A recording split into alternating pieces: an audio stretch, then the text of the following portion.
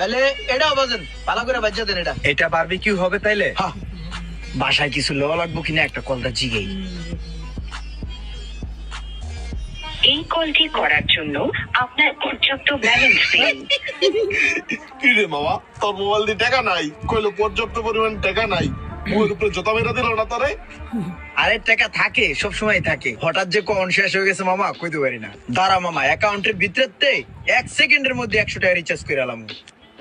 হইছে রিচার্জ হইছে? হ্যাঁ 100 রিচার্জ হয়ে গেছে। এক কাজ কর দি, আমার নাম্বারে এই 100 টাকা রিচার্জ করে দে তো।